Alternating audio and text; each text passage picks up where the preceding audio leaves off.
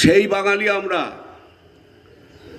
কাউকে 500 টাকা, কাউকে 1500 টাকা, কাউকে 1000 টাকা ছিটিয়ে দিয়ে ভিখারি বানানোর চেষ্টা করছে। কেন্দ্রীয় শক্তি এবং রাজ্যের শক্তি মিলেমিশে আছে। প্রতিদিন মিডিয়াতে দেখতে পাচ্ছি যে তারা যেন আর কোনো রাজনৈতিক দল নেই, শুধু তারাই আছে। সারাদিন তারা মুষ্টিযুদ্ধ করছে, সারাদিন মুষ্টিযুদ্ধ। সেই যুদ্ধ কেমন যুদ্ধ জানেন? আসলে হাত দুটো এরকম যাচ্ছে, কিন্তু হাত দুটো আমাদের আড়ালে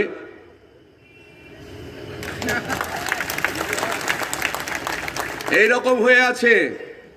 মানুষ সেটা ধীরে ধীরে বুঝতে পারছে।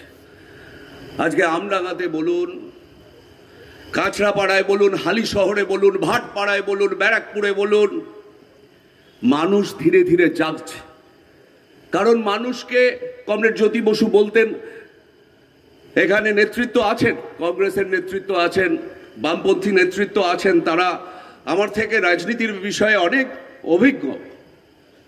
জ্যোতিবাবু বলতেন, মানুষকে কিছুদিন ভুল বুঝিয়ে রাখা যায়, কিন্তু চিরদিন ভুল বুঝিয়ে রাখা যায় না। মানুষ যখন সিদ্ধান্ত নেয়, তখন মানুষ এই ধরনের শক্তি, যা মানব বিরোধী শক্তি, সারা দিন মানবের জীবনের মান কি করে উন্নয়ন হবে, মানুষ কি করে আরেকটু বাঁচার সুযোগ পাবে, তার কি করে ফুরসত তৈরি করা যায়, তার কি করে আইন তৈরি করা যায়, তাই নিয়ে কোনো কথা নেই, কোনো পরিকল্পনার কথা নেই। সারাদিন খালি দিদি মোদির বিরুদ্ধে বলছেন, মোদি দিদির বিরুদ্ধে বলছেন। এই রাজনৈতিক সংস্কৃতি, তার সঙ্গে কথা কুকথা তো আছেই। আমাদের দুর্ভাগ্য, পশ্চিমবঙ্গে আমরা এমন রাজনীতিকদের দেখেছি। আমাদের রাজনৈতিক সংস্কৃতির যে ইতিহাস, সেই ইতিহাস শুধু ব্যারাকপুরে নয়, শুধু রেণু চক্রবর্তী, শুধু গোপাল বসু, রঞ্জিত কুণ্ডু তারা তৈরি করে রেখে যাননি, তড়িৎ বরণ তোপদার তৈরি করে রেখে যাননি।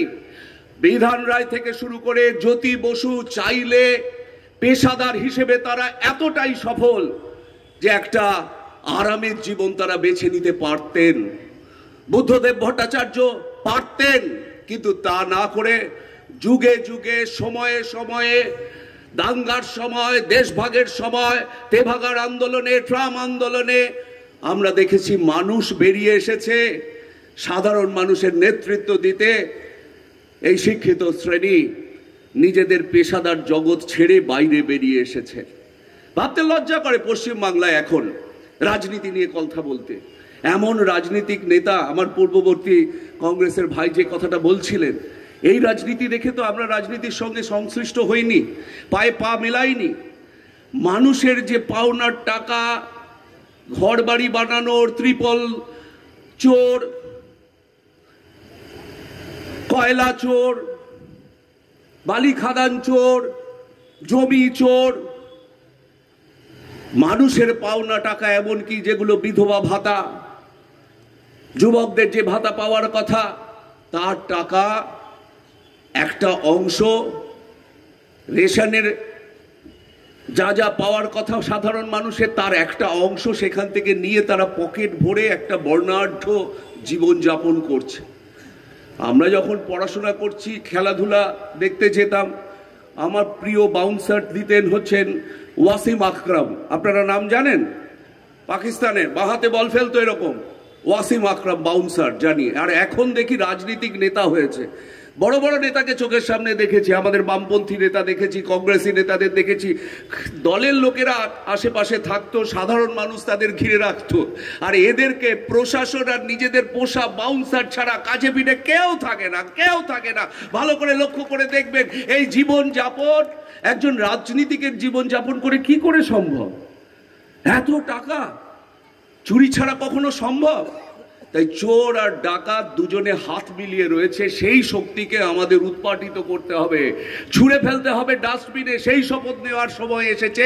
কারণ একদিন যখন পলাশীর প্রান্তরে বণিকের মানদণ্ড রাজদণ্ড হিসেবে নেমে এসেছিল, ইতিহাস বইয়ে পড়েছেন না আপনারা? আজ সেই বণিকের মানদণ্ড আবার রাজদণ্ড হিসেবে নেমে আসছে। ভালো করে লক্ষ্য করে দেখবেন, 70টা পরিবার করোনার পর থেকে আমাদের ওপর ঋণের বোঝা। বেকাররা পড়াশোনার জন্য যে টাকা নিয়েছে, আপনি জমিতে চাষ করবেন বলে যে টাকা নিয়েছেন, বাড়িতে ছাদ ঢালাই করবেন বলে যে টাকা নিয়েছেন, ছোট একটা টোটো কিনবেন বলে যে টাকা নিয়েছেন, তার ঋণের বোঝা আপনার মাথার ওপর চেপে বসছে। আর ওই 70টা পরিবার ক্রমশ বড়লোক হচ্ছে। তারা আমাদের 15,000 কোটি টাকা, 20,000 কোটি টাকা করে ব্যাংক থেকে নিয়ে তাদের জন্য মোদী সরকারের প্রাণ কাঁদছে। তাদের ঋণ উনি মুকুব করে দিচ্ছেন, কিন্তু আমরা 1 টাকা আমাদের মুকুব করবে না। আপনি চেয়ে দেখবেন গলায় পা দিয়ে টাকা আদায় করে নিচ্ছে। এই তো অবস্থা। এই সরকার আমরা চেয়েছি নাকি? এই সরকার আমরা চেয়েছি? দুর্ভাগ্য আমাদের। তৃণমূলের একজন মুখপাত্র আছেন, তিনি আবার অভিমানী মুখপাত্র। সকালে তিনি তৃণমূলের পক্ষে বলেন, বিকালে আবার বলেন যে দলের ইমেজ বাড়ানোর জন্য আমি ওগুলো বলেছি, ওগুলো সত্যি কথা নয়। আবার তাকে দল চিঠি দিয়ে জানায় তিনি মুখপাত্র নন, তখন তিনি আবার অভিমান হয়ে যায়। এই অভিমানী মুখপাত্র একদিন একটা ওই সাংবাদিকদের ডিবেট হচ্ছিল, ওখানে আমাকে বলেছিলেন যে ত্রিপুরাতেও তো বাম আমলের নিয়োগের দুর্নীতি হয়েছে। এসব অপপ্রচার আইটি সেল টাকা দিয়ে ওরা পুষছে, মানুষের মধ্যে ছড়ানোর চেষ্টা করছে। আপনাদের পরিষ্কার করে বলে দিই, মানিক সরকারের নেতৃত্বে ত্রিপুরায় যে সরকার চলছিল, তাতে 10,200 জনের যে চাকরি গেছে, সেখানে কোনো শিক্ষামন্ত্রী পার্থ চট্টোপাধ্যায়ের মতো জেলে যায়নি। সেখানে নিয়োগে কোনো দুর্নীতি হয়নি। দুর্নীতি হয়েছে এখন যারা আছেন সেই সরকারের আমলে। আমাদের এসএসসির সময়ও কোনো দুর্নীতি হয়নি, ত্রিপুরাতেও হয়নি। সেখানে কেন বাতিল হয়েছে নিয়োগটা বলে দিচ্ছি। 70% নিয়োগের পদ্ধতিতে বলা ছিল যে 70% মানুষ চাকরি পাবে মেরিটের বেসিসে, অর্থাৎ পরীক্ষায় আপনি কেমন করেছেন সেটার ওপর নির্ভর করে চাকরি পাবে। আর 30% পাবে যেমন আমাদের তো দেশের সবার পড়াশোনার সুযোগ একরকম নয়, সবার রোজগার তো একরকম নয়, সবাই তো একই বছর, সবাই তো 25 বছর বয়সে পরীক্ষা দিচ্ছে না। তাদের মধ্যে যাদের বয়স একেবারে 40-এর গোড়ায়, মানে যারা আর একটা পরীক্ষায় দিতে পারবেন জীবনে, তাদের জন্য 30% সংরক্ষণের কথা বলা হয়েছে। সংরক্ষণের বিষয় কি আমাদের অসাংবিধানিক নাকি? আমাদের সংবিধানে তো সংরক্ষণের কথা আছে। সেইখানে যখন কোর্টে বিষয়টি যায়, কোর্ট তখন বলে যে এরকম দুভাবে নিয়োগ করা যাবে না, আর এই পুরো নিয়োগটা বাতিল করে দিয়ে আবার পরীক্ষা নেওয়া হোক। তখন মানিক সরকার বলেছিলেন যে আমরা 13,000 শূন্য পদ আবার তৈরি করেছি, তার মধ্যে 12,000 হচ্ছে শিক্ষক আর 1,000 হচ্ছে সমাজকর্মী। তাদেরকে নিয়োগ করা হবে ওই একই রকম ভাবে মেরিটের লিস্টে। সেক্ষেত্রে আর যাদের পরীক্ষা হয় কি, যাদের 20 বছর 25 বছর 30 বছর বয়স, তারা 4বার 5বার পরীক্ষা দেওয়ার সুযোগ পায়। কিন্তু যাদের 40-এর কোঠায়, সে তো একবারের বেশি পাবে না। কিন্তু সরকার আমরা আইন মেনে চলি, কোর্টের এই নির্দেশ মেনে নেয় এবং বলে যে আমরা এইভাবে পরীক্ষাটা করব।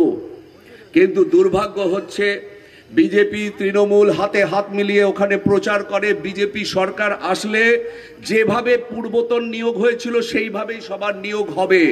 কিন্তু মিথ্যা স্তোকের কপাল দেখুন, মানুষ সেটাই ঠকে গিয়ে বিজেপিকে সরকার নিয়ে এসেছে ওখানে। সেই বিজেপি সরকার আজ অবধি একখানা পোস্টে একটা শিক্ষককে নিয়োগ করতে পারেনি, এমন দুর্ভাগ্য আমাদের। সেই সঙ্গে ডবল ইঞ্জিনের সরকার আসলে নাকি খুব ভালো চলবে, সবাই খুব গালভরা কথা বলে না। ত্রিপুরাতে কি হয়েছে শুনুন। 2018-র পর যারা সরকারি চাকরিতে যোগ দিয়েছে, তাদেরকে সরকার ঘোষণা করে দিয়েছে যে রিটায়ারমেন্টের পর কাজ শেষে 60 বছর বয়স হলে সার্ভিসের জন্য তারা কোনো ধরনের রিটায়ারমেন্ট বেনিফিট পাবে না। এই হচ্ছে ডবল ইঞ্জিন সরকার।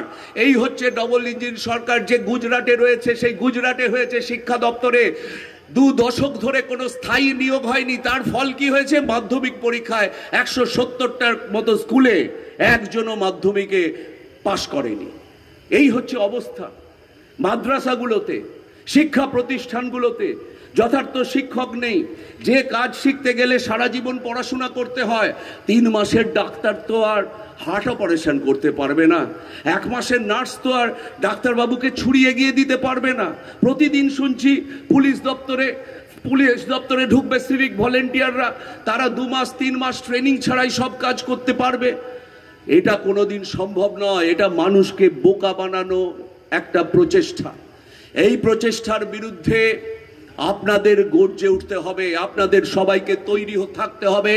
20 তারিখ যেন কোনোভাবেই এরা ভোট লুট করতে না পারে। আমাদের নিজেদের ভোট আমরা নিজেরা দেব।